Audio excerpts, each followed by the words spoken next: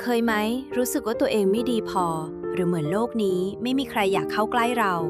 แต่เรื่องราววันนี้จะทำให้คุณรู้ว่าต่อให้ใครไม่เห็นค่าพระเจ้าก็ยังมองเห็นคุณเสมอ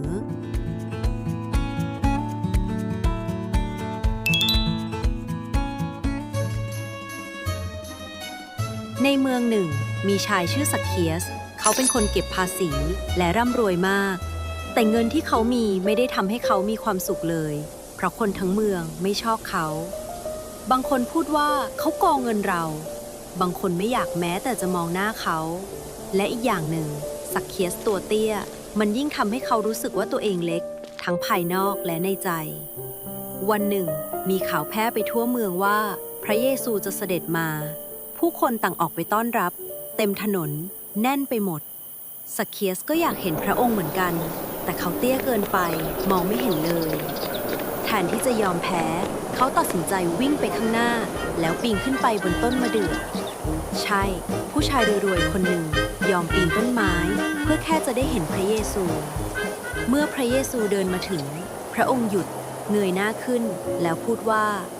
สักเคียสลงมาเร็วๆวันนี้เราจะไปพักที่บ้านของเจ้าทุกคนตกใจมากทำไมพระองค์เลือกคนแบบนี้แต่สำหรับสักเคียสนั่นคือช่วงเวลาที่เขาไม่เคยลืมเพราะในที่สุดมีคนมองเห็นเขาจริงๆเมื่อสักเคียสได้พบพระเยซูหัวใจของเขาเปลี่ยนไปเขาพูดว่าพระองค์ครับผมจะเอาทรัพย์ครึ่งหนึ่งไปให้คนจนและถ้าผมโกงใครผมจะคืนให้เขา4 เท่านี่ไม่ใช่แค่คำพูดแต่มันคือการกลับใจจริงๆพระเยซูจึงตรัสว่าวันนี้ความรอดมาถึงบ้านนี้แล้ว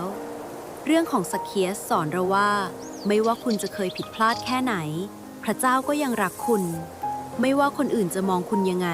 พระเจ้ามองหัวใจของคุณและการเปลี่ยนแปลงที่แท้จริงเริ่มจากข้างในถ้าวันนี้คุณรู้สึกเหมือนสักเคียสอย่ากลัวที่จะปีนต้นไม้ของคุณเพราะบางทีพระเยซูกำลังมองหาคุณอยู่เหมือนกัน